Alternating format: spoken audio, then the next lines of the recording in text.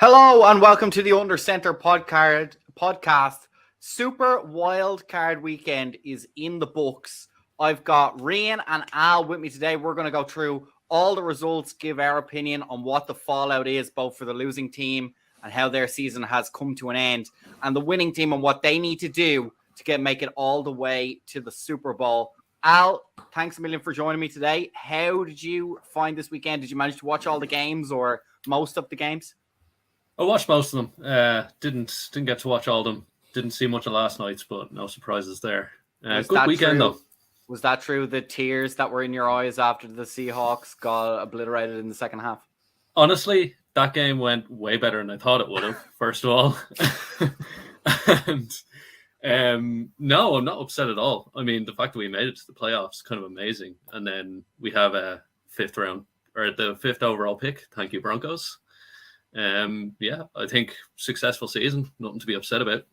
Yeah, absolutely. Unless the 49ers win the Super Bowl, then I'll be upset. Which we'll get into this. That might be more likely than not. But anyway, Rian, we were truly independent observers here. We had no skin in the game, or next to no skin in the game. I kind of hoped the Cowboys would lose. But other than that, not much skin in the game. How did you find the weekend? How much of it did you get to watch? I watched every game, at least on replay. I didn't get to stay up for the late games, but I watched them back. And holy crap, what a week of games! They were just a lot of wild statistics and some pretty good games as well.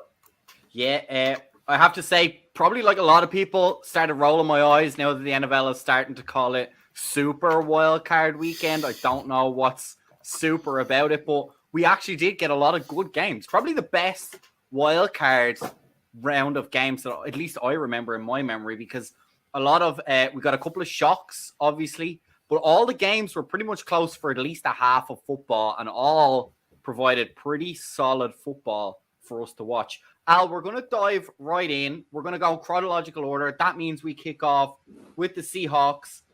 They played on Saturday evening or nighttime over here in Ireland. They did fall to Mr. Irrelevant, Brock Purdy, Big Cock Brock, as Fox Sports likes to call him. I don't know how the director decided to air that sign multiple times without realizing what was on it. Or maybe he did. It was after the watershed. I don't know. Anyway, you kind of teased us as we did our introductions. I personally, before you get rolling, I'm going to give you my opinion. I think the first half went about as well as it could have. I was seriously impressed with Brock Purdy. I think he really is a guy. He's well able to play at this level. That was a big-time game for him. He's now 6-0 as a starting quarterback. Geno Smith is a career backup. He did have a career year, obviously, for himself, so he did well to make the playoffs, like you said. I don't think you can necessarily put any of the loss on his shoulders. I think he did himself proud. I think he did the team proud. But anyway, before we start breaking into the maybe more statistics of the game, how do you feel it went? Give us your initial and now kind of one weekend over reaction to how the game went. You already kind of teased us with it. Yeah, I mean, you can't really be upset as a Seahawks fan. You had to have known going into this game. I mean, the 49ers are stacked, like top to bottom. The secondary is maybe the only weak point, but they've still been playing well and they've improved over the year. And that front seven is just relentless. There's no way you can survive against them. So the fact that we held in for, I mean, the guts of 3 quarters, really, until that fumble kind of turned the game on its head. I thought, yeah, went as well as you could, and we were never going to win that game. What do you think the keys were? What do you think the 49ers were able to do? Was it, like you said, just that fumble just really broke the spirit, or did they kind of wear and tear down the Seahawks a little bit and then kind of explode then in the final quarter?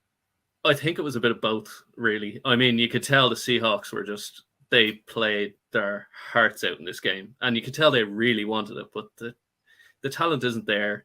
They were exhausted by then, and then that fumble was just a backbreaker. And you could tell they looked so deflated after it, and, you know, gave the 49ers momentum.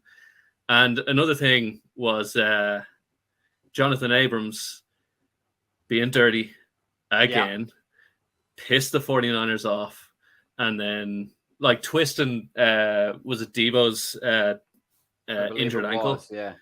And then that just pissed them off and gave them more fuel. So the game went well. There's lots to look forward to.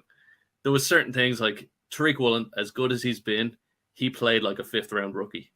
You know, he's been playing the position for 3 years. He's going to have games like this. So it is what it is. Rian, what did you think of the game? Give us your initial reactions before we start breaking it down. Well, I think there's a lot of positives here for the Seahawks to take out of this game, regardless of the scoreline, right? So the fact that they even made it to the playoffs with the roster that they have, and particularly with those deficiencies on run defense, we saw the 49ers run for 181 yards on them, and that has been kind of indicative of what's been happening all season to the Seahawks. So their offense performed actually pretty well in this game, the Seahawks did. So I'd be pretty confident moving into next season, pick up a few guys in the draft and maybe some free agents to solidify that defense, and they're in with a real shot next season. But yeah, man, that 49ers offense is stacked and their defense is just unstoppable. So they're going to be really, really strong moving all the way through until the Super Bowl.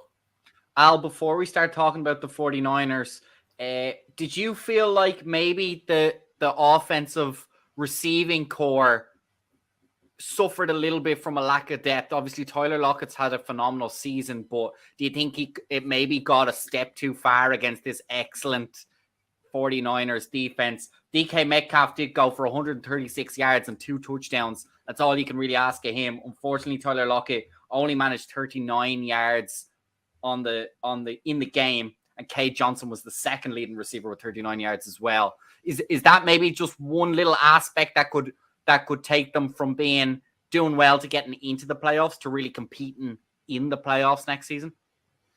I mean, that's been something that everyone's been saying for years now, is the Seahawks, as good as some of the receivers have been, they've just been lacking depth, and it shows, especially when we're missing Tyler Lockett. Every single time, the offense just collapses. Tyler Lockett gets hurt for 2 or 3 games every year at this point, and the offense just collapses without him. And we need that depth, and we just haven't had it.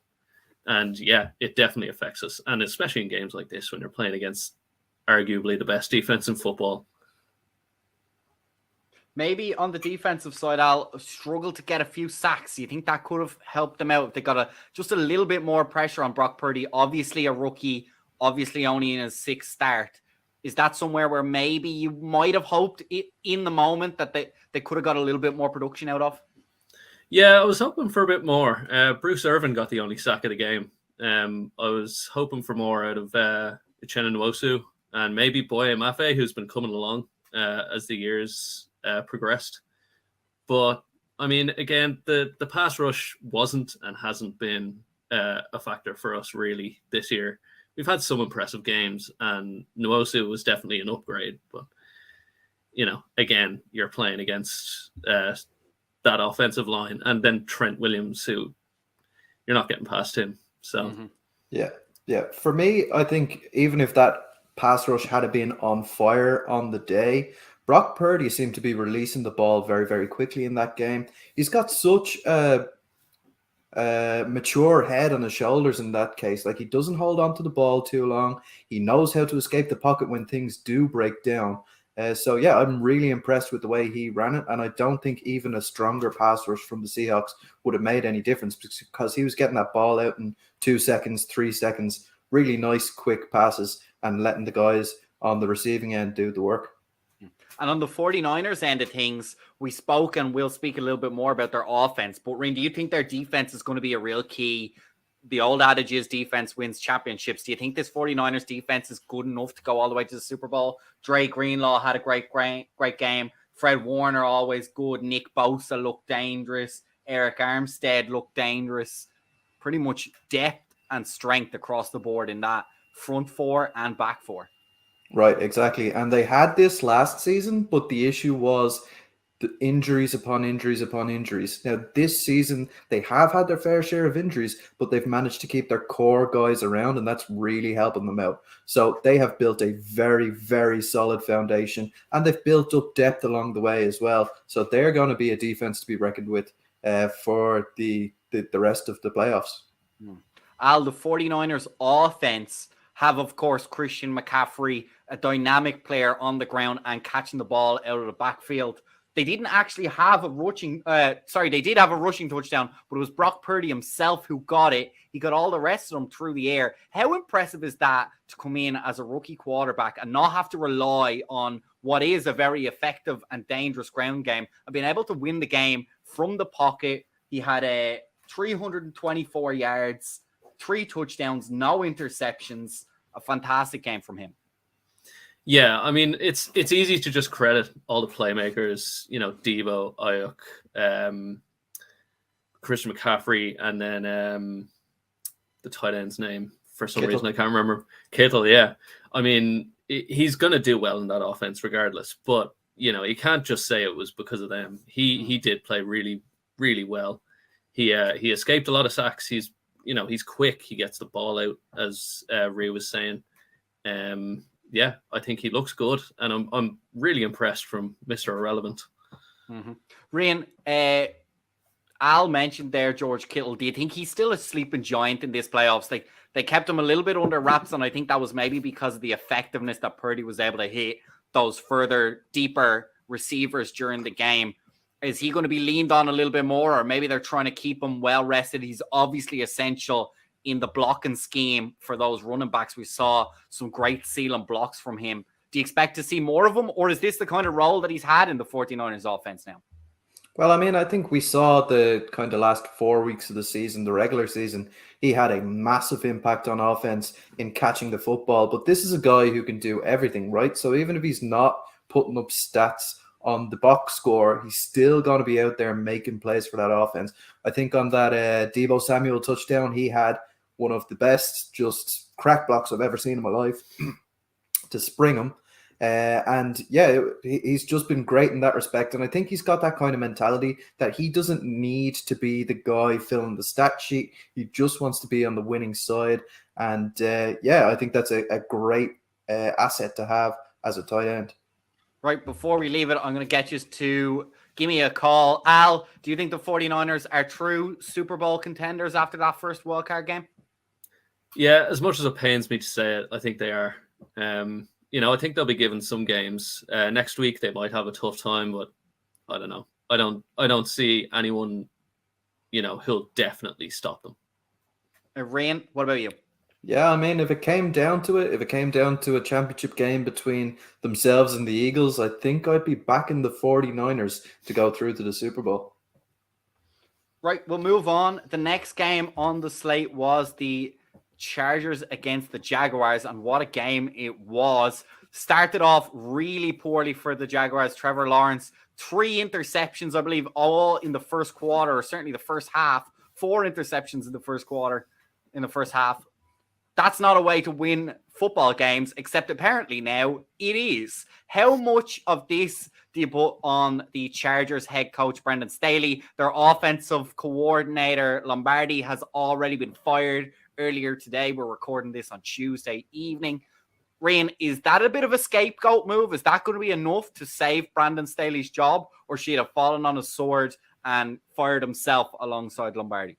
I don't think it should be enough. I think, for Staley, he's been in that job long enough and he doesn't have a single win under his belt. He's built single playoff win under his belt. He's built stacked roster after stacked roster, and somehow they always fall short. And I think some of that needs to be put on the head coach's shoulders. At this point, if I was the owner or general manager, I would be calling for Staley's head, because it's just not good enough at this juncture of his career. And yeah, time to take a chance on someone new. Al, I want to talk to you about a man that you know quite well. How sickened were you to see Gerald Everett put up over 100 yards in the playoffs? I don't know how he was received in the Seahawks fandom and how they felt when he did leave. He's obviously been gone a couple of seasons now, playing with the Rams last season. What did you make of that? Is that a player that you missed, that you didn't expect to have this kind of run in him, or are you kind of wishing for him back? I'm not surprised by it. He definitely had that playmaking ability in him. That was clear by a lot of the plays he made in Seattle. But he did have a fumbling problem, so he was definitely received definitely mixed between the fan base. But it's always good to see players. I never hate a player for having a good game.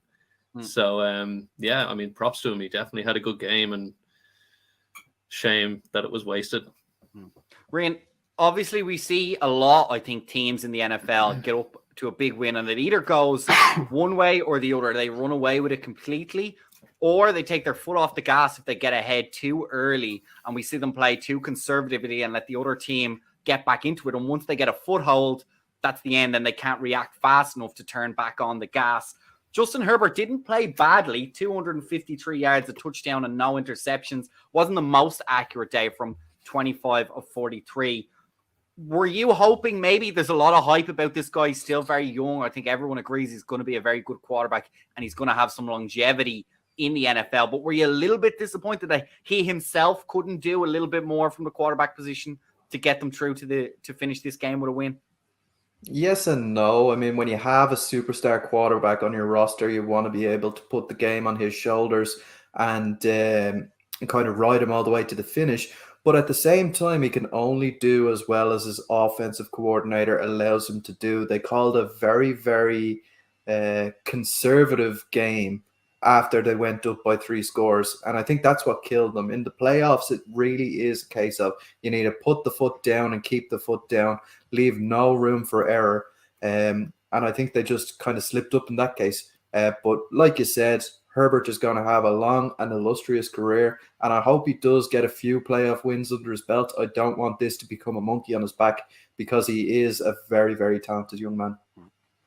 Al, one quarterback that got the first win under his belt at the first time of asking, Trevor Lawrence on the other side. We already mentioned the 4 interceptions, but he had 4 touchdowns to make up from that to 4 different receivers. Even Evan Engram, of all people, and we could talk to Jake about him, managed to grab a touchdown in the playoffs. How impressed were you by his resilience? There was obviously these kind of far-fetched knocks on him during the draft process when he kind of suggested that, yeah, I love playing football, but it's not my whole life. I have other goals that I want to achieve. And people kind of knocked him and said he wasn't really bought in to this football life. I think he's proved now, if they had any doubters, that this guy's willing to stick around, and he's got a tough, fighting, competitive spirit that'll make sure he drives and tries to win every single football game he's involved in. Yeah, I was really impressed. A lot of certainly longer tenured QBs would buckle under that pressure after throwing 4 interceptions and then being down by that many points. They pretty much would have just given up on the game. And it's also a testament to the coaching. I mean, Doug Peterson has work wonders with that team. They didn't start off brilliant on the season, but I'm really impressed by Herbert and Doug Peterson.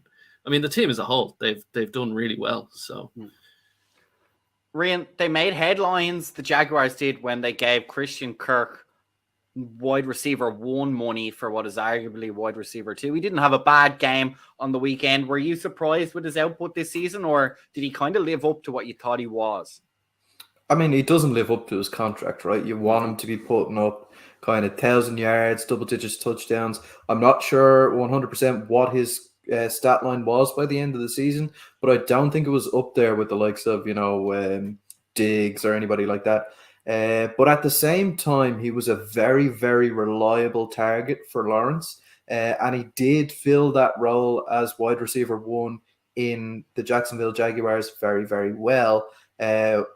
Still questions as to whether he should have been paid that much money. But, if they're going to keep him around for the next 4 years, it's probably going to look like a good investment if himself and Lawrence can continue to grow that kind of chemistry that they have going at the minute. While we're on the subject, what about number 1 overall pick Trayvon Walker? Only a couple of tackles, half a sack. Is that a good enough return for a number 1 overall pick? We've obviously seen what Hutchinson has done for the Detroit Lions. Obviously not in the same place as the Jaguars were this season in order to compete, but he really has caught a lot of eyes and a lot of attention. Yeah, are you a little bit disappointed? I mean, a lot of people were kind of shocked when it came true that that's where the first overall pick was going. Yeah, look, you always want your number 1 guy to succeed straight off the bat, but I think specifically with Trayvon Walker, it was kind of a pick for the future. They looked at his his dimensions, they looked at his intangibles, and they just saw an ideal player for the position that he plays, right? He was always a little bit raw, even coming through college. So I think they were kind of using this season as a development season for him. You obviously can't sit him on the bench and let him watch because he's a number 1 overall pick. But I would like to see further down the line. I'm not going to be too concerned, is what I'm trying to say, by this performance in the playoffs. Because he does look like he has a lot of upside, and hopefully the Jaguars can get that out of him. Well, Al, for all the upside we've just talked about, all the positivity we have on the Jaguars side of things, they are going to face the Kansas City Chiefs in the divisional round. That is their prize for beating the Chargers. How far do you think the Jaguars can go? Are they Super Bowl contenders? I don't know if they're Super Bowl contenders, but I don't know that the Chiefs are a lock next week. Their defense has been disappointing all year, even in the good games. So I wouldn't be sure. I'd say the Jags can definitely pull off the upset. I don't know they can go all the way, but I don't have a huge amount of faith in a lot of AFC teams this year. Ryan, Jaguars against the Chiefs. You've seen the upset as well? There's nothing more dangerous than a team with nothing to lose, and I think the Jaguars have absolutely nothing to lose. Coming from that position where they were worst in the league last year, now they're playing against arguably the best team in the league coming up next week, and they don't have anything to lose. So what's to stop them going out and just playing hard and maybe, just maybe, getting that upset? But if I was to bet on it, I'm taking the Chiefs. Great. Next up was the Buffalo Bills and Josh Allen playing against the rookie Skylar Thompson in the Miami Dolphins. And what a game that was, guys. I don't think anyone saw Skylar Thompson being able to hang in there the way that he did. Only a field goal victory, a 1-score victory for the Buffalo Bills. I'm not sure they ever looked completely threatened in that they were going to lose the game, but I was certainly surprised how close and how tight the Miami Dolphins managed to keep it as they went through the game. Ryan, what were your initial impressions of the game? And maybe start off with how you felt Skylar Thompson played. I think Skylar Thompson played pretty well. He's another 7th round guy playing in his first career playoff game. And I think, he didn't do too badly. Like, he had that interception that was really, really bad where they were, I think it was 3rd and 19 inside their own 5. But I place most of the blame on the offensive coordinator there for throwing or for running those go routes into shell coverage. That to me just doesn't make sense. Throw the ball underneath, get yourself some yards. I know, Al, you hate screens on 3rd and long, but that's what I would have done in that situation. Just get yourself a bit of room and let the punter punt the ball away. Because at that stage, I think they were up by a point. I didn't really much like the way that the producers kept cutting to Teddy Bridgewater to kind of go, oh, if Teddy Bridgewater was in, maybe he'd be doing a little bit better. He obviously wouldn't.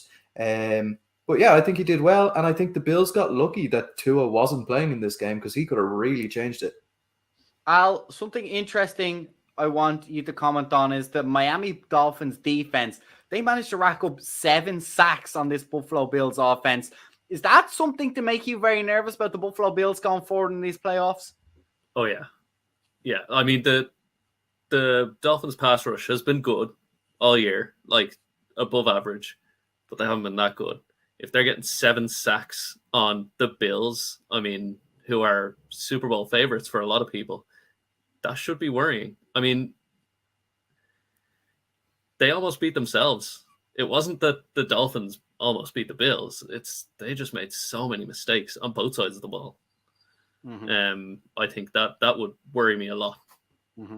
And Rian, another cause for concern maybe of the Buffalo Bills is the Miami Dolphins unfortunately couldn't get any kind of run game going. That's not going to be the case for teams deeper into the playoffs. A lot of these teams have very good run games that the Bills are going to come up against. Would that make you nervous if you're the Buffalo Bills, that maybe they didn't get a true test and what they were tested against gave them a lot of problems?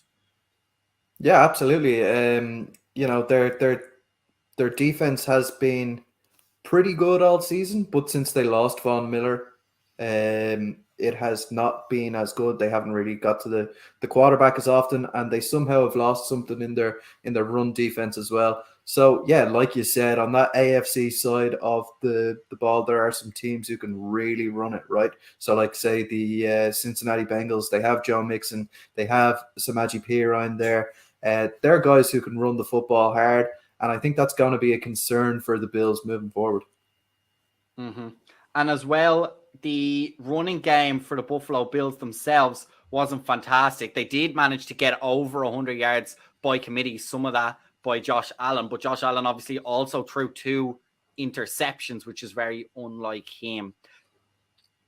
Given that, even though he threw for over 300 yards and they had 2 huge days out of Stephon Diggs and Gabe Davis, Al, do you think there's enough there to really warrant sweats if you're a Buffalo Bill fan? Or is this kind of us trying to drum up some hype, drum up some controversy against what is, let's be honest, one of the stronger teams in the NFL at the moment?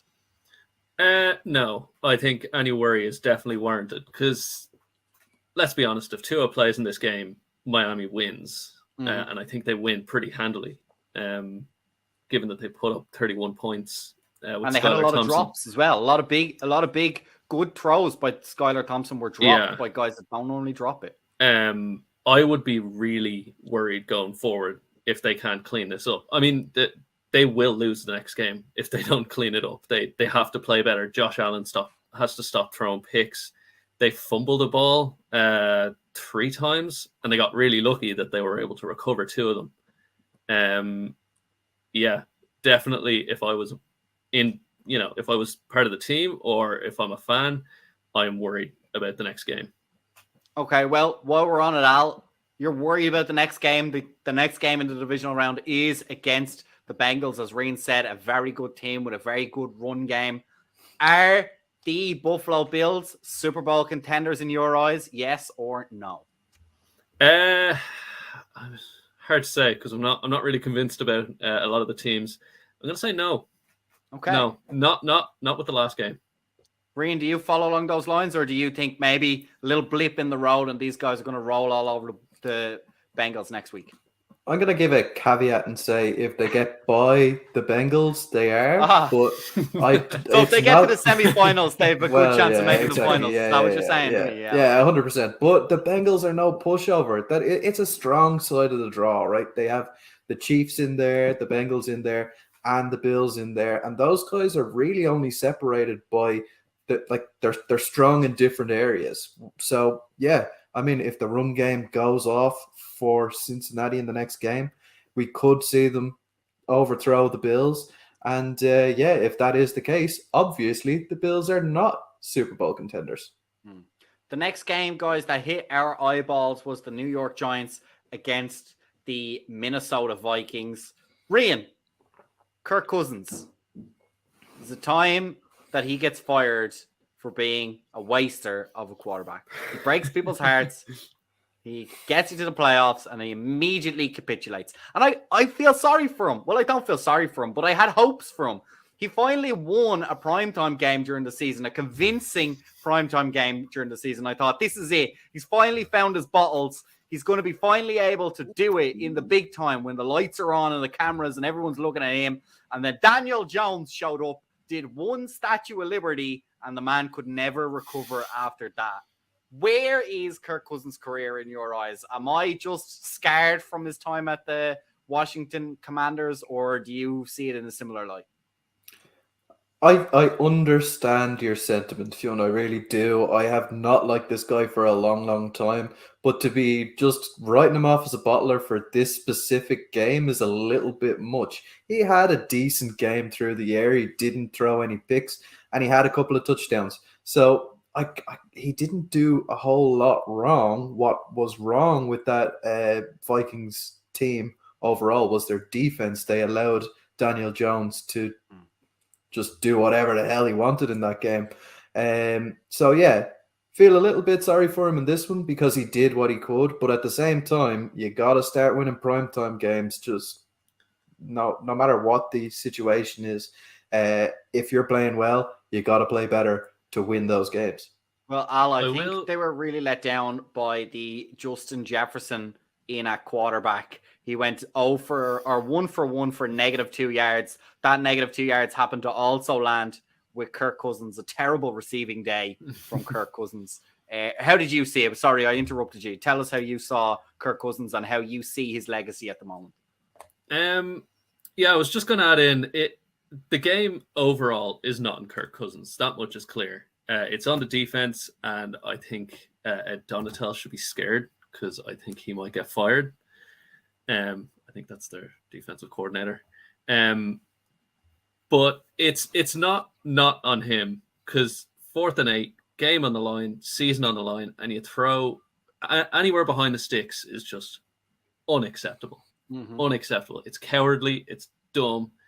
Take a shot downfield. Your season's on the line, and he throws in man coverage as well, which is just daft. I get if they're playing a zone, throw it under, beat it. The only thing I can think of is that maybe Hawkinson had 129 yards in the game. Maybe they were hoping just get it in. He's the one making the plays at the moment. Get it in his hands. The defender can make a man miss, and let's go. The defender's a foot behind him, and he's 3 yards behind or beyond the line of scrimmage, on a 4th and 8.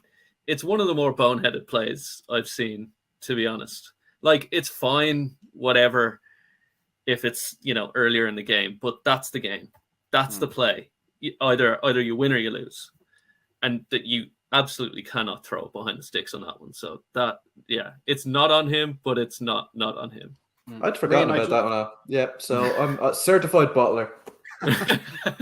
Ryan, before we move on to the New York Giants, TJ Hawkinson, very good trade in your eyes. He obviously had 129 yards, as I mentioned. Didn't get a touchdown, but he had 129 yards on 10 receptions. Solid day for any tight end. He obviously came over from the Detroit Lions in a divisional trade. How do you rate that trade now with the hindsight, given that, okay, they've made the playoffs, they haven't managed to win that playoff game, but he did have a big game. He did everything he could, including being thrown to on the last throw that didn't make it where it needed to go. Yeah, he's had a big game and he's had a big season with the Minnesota Vikings. I would grade this as an A++ on the trade scales when I'm talking from a Vikings side of the ball. Now, I don't know what the Lions were thinking, giving them away inside the division.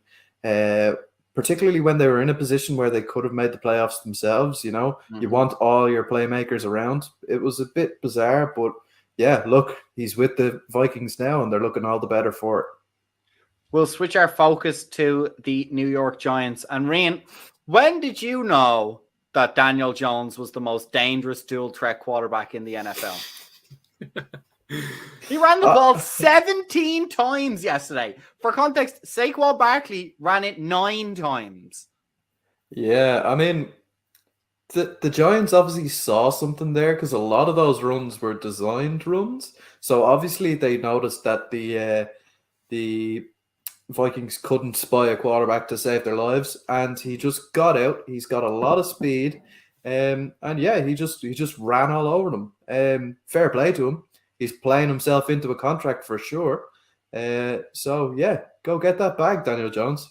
Could this be, Rian, a Dak Prescott 2.0 where another team in the NFC East absolutely bankrupts themselves on a ginormous quarterback contract, only for the quarterback never to deliver on a single cent that they've been paid? I hope they don't do that because Daniel Jones is not that guy. He's not that guy. He's not an $150 million quarterback. Like, give him 50 million or 75 million. Over a couple of years, maybe. Yeah, exactly. I think that's pretty fair. I think even Daniel Jones knows Daniel Jones isn't that guy. Maybe pay him as a running back, Al. I think it'll work. It seems to be. How good, I mean, let's not say even how good is Saquon Barkley. I mean, everyone's talked that to death since he got into the league. But, Al, what a pity he plays for the New York Giants and not a good team like the San Francisco 49ers. How many yards could that man have and touchdowns if he played under a good offensive line? About 1 billion. No, I think like there'd be a realistic shot about as there could be of him running for 2,000 yards and 15 touchdowns in San Francisco. He offensive is MVP? so good. Not with the line. Not with the Giants. Giants. No. If we put him on a good team, do you reckon he has a chance to get offensive MVP? Unquestionably. How impressed were you? Let's get away from slagging Daniel Jones. Let's give him a couple of compliments. How impressed were you with his performance? He was very accurate. He was on time with a lot of his balls. I saw a lot of clips. They come out fast. They come out on target. They come out on a line, and his receivers are in a position to catch them. Is this the best he's played so far this season? And can he keep this going through these playoffs?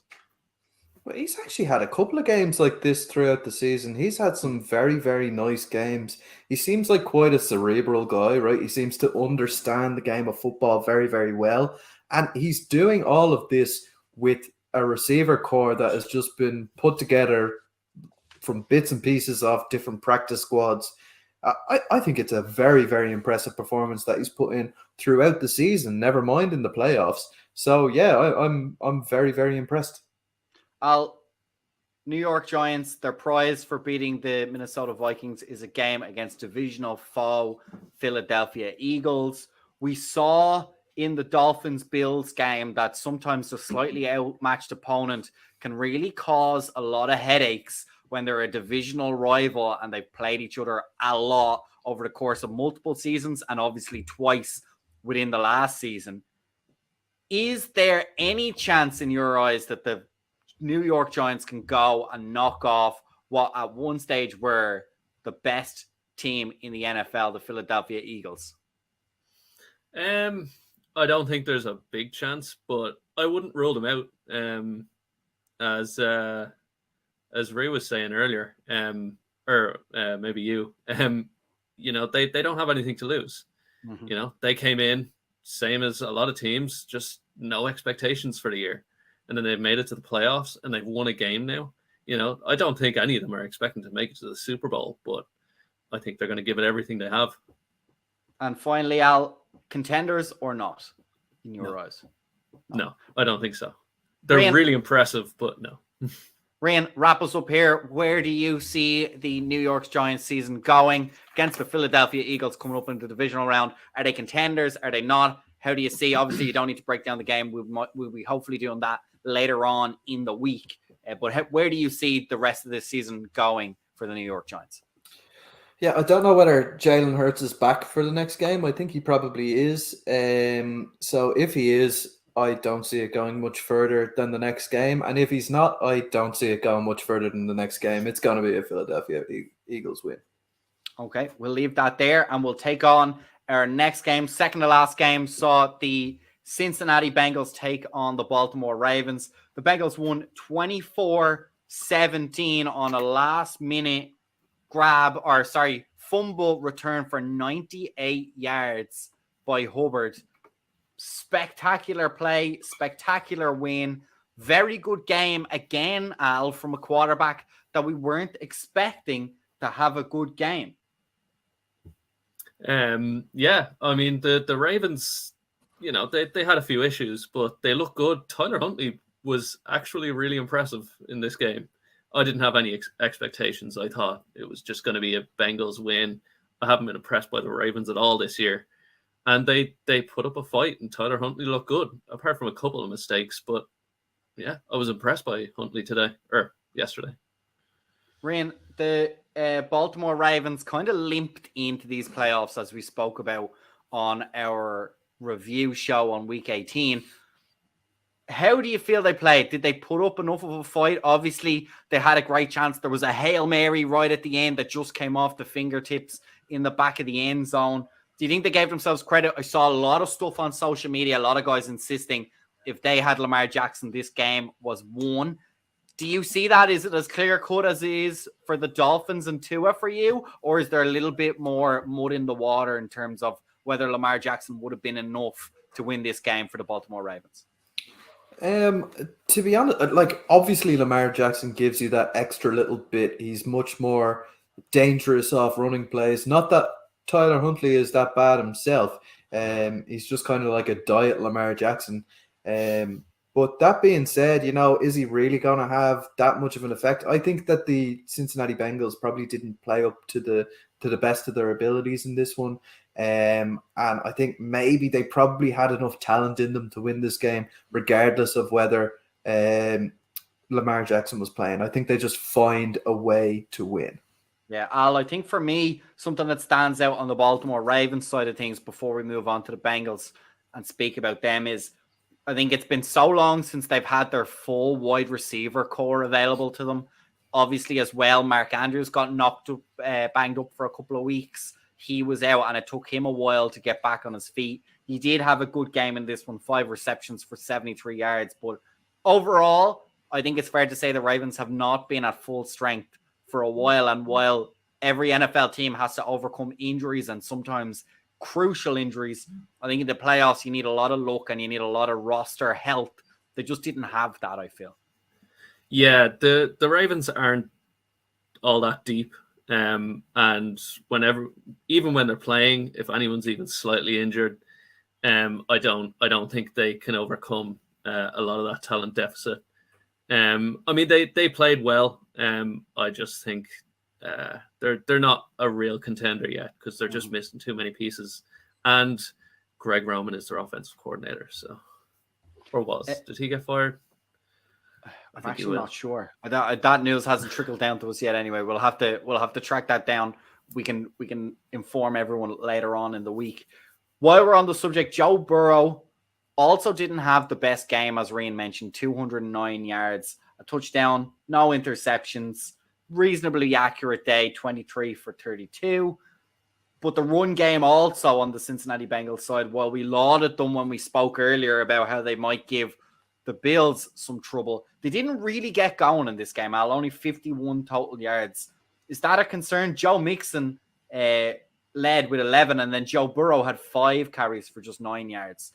Is that going to be a concern that maybe they don't have the firepower coming up against this Buffalo Bills defense where, as we mentioned before, that could be a chink in the formidable armor?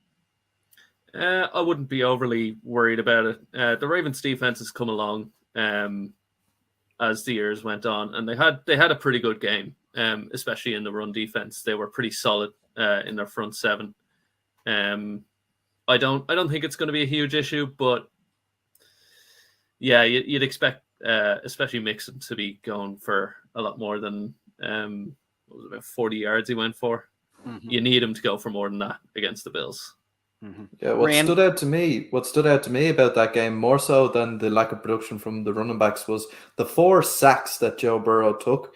If he keeps taking sacks like this, and we saw it last season, he's not going to have a very long career because he's just going to be broken, and he really needs just more protection to get those games won in these playoffs where things are going to be very, very tight. Speaking of sacks, Ryan, the Bengals defense managed to only rack up 2. Tyler Huntley, obviously in the mold of Lamar Jackson, definitely a mobile dual threat quarterback. I think that's fair to say. Looking at the matchup going forward against Josh Allen, we know what he can do with his legs. We know how savvy he is with using his legs as well. Does it concern you, the 2 sacks that the Bengals got, and will they definitely need to increase production if they're going to compete against this Buffalo Bills offense? Well, I think they will do better against this Buffalo Bills offense. You know, the Ravens O-line is pretty good. The Bills O-line is not very good at all. So I expect them to get more pressure on Josh Allen than they did on Tyler Huntley. But yeah, my main concern on that defense would be the fact that Eli Apple is playing out there at cornerback. At least he did come into the game and he got cooked a couple of times in that game. So yeah, I'd be worried about that because Josh Allen can kill you deep, and that's where Eli Apple is most prone to giving up plays. Yeah, we saw that as well in previous seasons, Eli Apple being kind of overmatched sometimes, and he is a big talker, as a lot of the cornerbacks are. That'll be very interesting to follow. And another thing as well, obviously we saw Sam Hubbard take a fumble all the way back 98 yards for what would be the winning score in the end.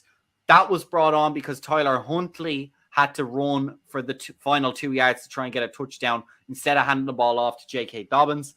That obviously ended up in a turnover. This is a very roundabout question, but I'm getting to the point now. Turnovers and Bengals turnovers. We saw Josh Allen throw 2 interceptions last week. Can the Bengals, in your opinion, force a few more turnovers and put pressure on this high-powered Bills offense? I think they can. They're capable of it, and I think that is the key to the game. They have to generate those turnovers. If they let Josh Allen and the Bills, go unchecked and throw for their, 50, 60-yard touchdowns, I think that's game over. As much as I said the Bills should be scared, there is a way they can pretty easily beat the Bengals. As Ree was saying, Eli Apple is he's not it, and he can be exploited all day in that game. Ryan, as we wrap up this game, the Bengals clunky in the first playoff game. They now come into the divisional round against the Buffalo Bills. Are the Bengals Super Bowl contenders in your eyes? I'm gonna say yes. They got the bump in the road out of the way nice and early. That touchdown, by the way, the Sam Hubbard touchdown, shouldn't have even stood. There was quite a clear block in the back on Mark Andrews in that return, but it was never called. So yeah, bump out of the way. Now they can go ahead and just play ball, and I think they will play ball versus the Bills. Whether they come out of that game is a different question, but they are contenders. Al, what's your opinion? Contenders or not? I think they are, but the Eli Apple is the big question here. Can they help him? Because he's not it, So they'll have to help him not give up those big plays. Okay, we'll move on to our final game of what was the Super Wildcard Weekend, and that was the Dallas Cowboys beating Tom Brady and the Tampa Bay Buccaneers 31-14. Ryan, let's start and give credit where credit's due. Dak Prescott got that playoff win. The monkey is gone. How important is that for him in your eyes? It's the most important thing in his career to have gotten that monkey off the back, as he said, getting that first playoff win and getting 5 touchdowns on the way there, 4 passing, 1 rushing. An exceptional performance from Dak Prescott. He started out a little bit jittery. The way he started, I thought, oh, this is going to be a bad day for him.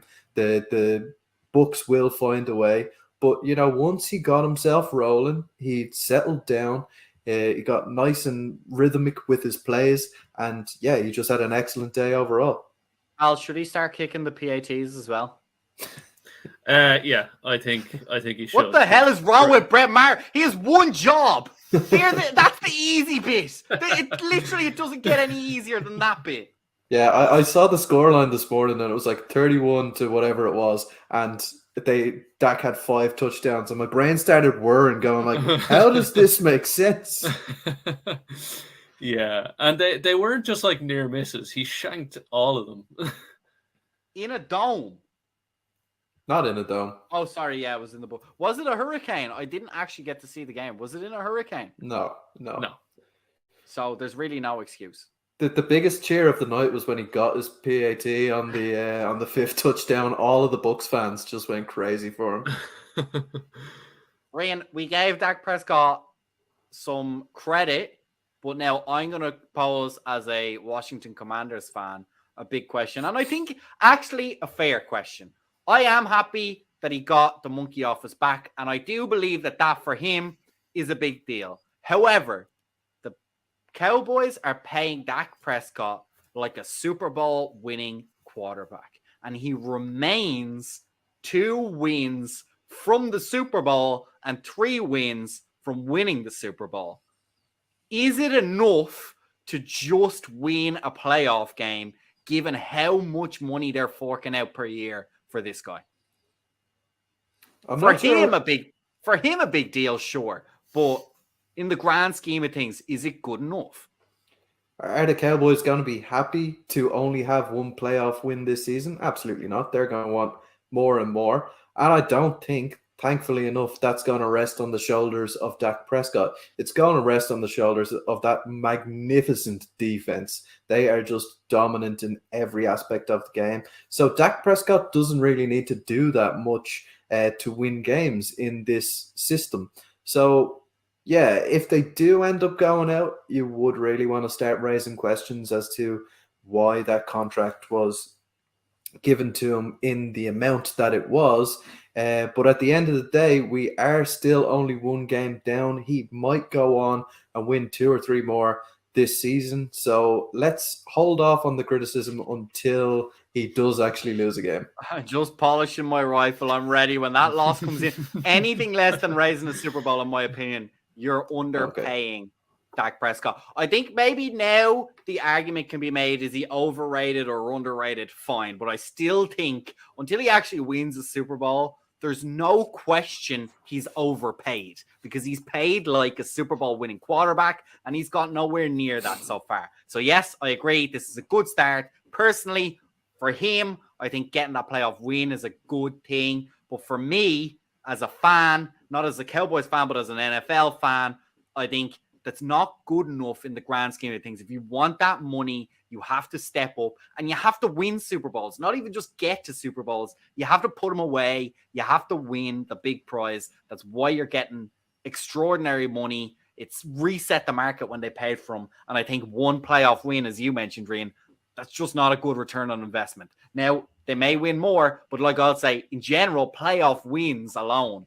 are not a good enough return on investment. There has to be a trophy at the end. Against a losing team. Against a losing team. Let's not forget, on an aging Tom Brady. Before we move on to the aging Tom Brady, Ryan mentioned how good this Dallas defense is. They've been good all year. Micah Parsons is a story. He had a sack, 2 tackles for a loss in this game in what is a relatively quiet game for him. They only had 2 sacks and 1 interception in general, but I don't think anyone would be too concerned about that. I think that's good enough, and they certainly put the Tampa Bay Buccaneers away convincingly. Is this a juggernaut of a defense? Is this going back to the old school defense wins championships in your eyes, Al? I don't think we're quite there. I think that might be a bit of a stretch. They are very good. Absolutely no doubt about that. But I don't see them as a juggernaut. Like, they're not, the likes of the 2000 Ravens or the 2012 Seahawks or anything like that. Not even close. And there won't be for a long time. But I think it's them and the 49ers are up there for the best defenses. And they are great. They have been great all year. They've been making plays. They've shown that, they are one of the best. And I think they can definitely, if they can keep up this level of play, I think they can definitely make it all the way. Mm-hmm. Ryan, where did it all go wrong for the Tampa Bay Buccaneers in your eyes?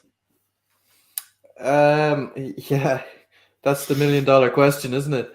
I think Byron Leftwich is asking the same question. They just have not been able to run the ball at all this season. I don't know the stats off the top of my head, but I think they ran the ball like 9 times in the game, and that's just not a formula for success. You would think with the likes of Leonard Fournette there in the team that they would at least be able to consistently run the ball for 2, 3, 4 yards, but it just hasn't been the case, and it was the same again. And when you start trying to put the entire game on the shoulders of a 45-year-old quarterback, you are going to run into issues. An astounding 66 pass attempts for Tom Brady by the end. They were obviously chasing the game. But yeah, ran 12 rushes in total for 52 yards on the Tampa Bay Buccaneers. Playoff Lenny is no more. He's played his way off the pitch, I'm afraid, and he's going to be watching the rest of the playoffs at home. Al, where do you see Tom Brady next season? He obviously gave in my opinion, quite a predictable, vague answer. He's an old guy. He's on year-to-year contracts. He's not committing to anything now at this point. We saw last season, he was gone, and then he came back. So anything is on the table. I've already seen rumors that the Las Vegas Raiders would like to sign him next season. Where do you think in these early days, and we'll have a lot of chance to go through this in the offseason, but way too early, where do you see Tom Brady starting week 1 next season? I don't see him anywhere, to be honest. I mean, in previous years, it's Tom Brady. He's great, and he's still playing great. But the shine has very much worn off, and he hasn't been good this year. Like, he's made some good throws, all right, and he's had a couple of good games, but the Bucs don't have a bad roster. The receiving core is really good, and he just doesn't. He's just not good enough. So I don't see him anywhere. But then again, Matt Ryan had a job, so Tom Brady will probably have a job somewhere. Ryan, have you any landing spots in your mind for you? Is it the couch as well? No, I think probably the Raiders will go all in to try and get him. And I think he will be a good fit out there. I think Tom Brady was the diamond on the turd that is the Tampa Bay Buccaneers this season. He led the league in pass attempts on the season, and that's not something you should be doing to a guy of his age and caliber and playing style. But yeah, so if he lands out there in Vegas, he's going to have himself a running back, so long as they do decide to pay Josh Jacobs. What a decision that was not to do it last season. And they have a nice receiving core out there as well. They might need to shore it up on defense a little bit to maybe give him that platform to succeed. But I don't see that as a bad landing spot for him. I've also seen people talk about the return to New England because everybody hates Mac Jones for whatever reason. But yeah, I don't see that one happening. So I would say it's probably the Raiders or Fox Sports booth for him. Is anyone surprised that a 40-plus-year-old quarterback is hypothesized to move from one retirement community in Florida to another retirement community in Arizona?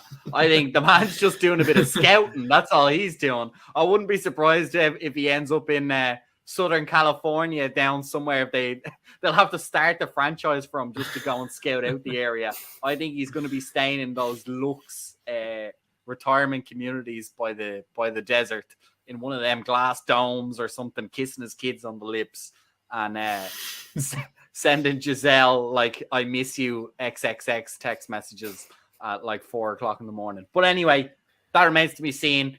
We were talking about the Buccaneers. They did lose that game. The Cowboys and Dak Prescott got their first playoff victory. How big will that be, Ryan? They're going to face the very strong San Francisco 49ers in the divisional round. We spoke at length about whether we thought one playoff win was enough. Are they going to get playoff win number 2? Are the Dallas Cowboys, in your eyes, Super Bowl contenders? The short answer is no. It's going to be a slugfest between these two teams. I think both have got decent offenses and great defenses. Obviously, the 49ers have a very, very good offense, but they're still limited by the fact that they have Brock Purdy in there. No disrespect to the guy. He is still a 7th round talent. So, yeah, I'd That's say the talent in the 7th round. We should be drafting backwards. True. Yeah. No, but look, I see it being a slugfest. I see the Cowboys running it close, but at the same time, I think the 49ers have too much for them. So I'm going to say, no, they're not Super Bowl contenders. I'll throw your 2 cents in. Where do you see this going? It's so hard to say with this game coming up. No, not unless they win this game. If they win this game, yes. But The classic Sounds like green Reno caveat. had the answer earlier on. Yes, if they win this game and the next game, then yes. I don't think they great will. But if they somehow do, then yeah, I think they are. Right. We'll leave it there. Al has built a humongous fence and he's sat right on top of it. That's where we are going to sit until we see you guys again later on this week, where we give our previews for the divisional round games that we've teed up here this evening. Ryan, thanks a million for joining me this evening. It's been a pleasure. Al, thank you for joining me this evening. Thanks for having me. And thank you guys all for listening. We will see you all later on this week, where we preview the divisional round games in the NFL playoffs.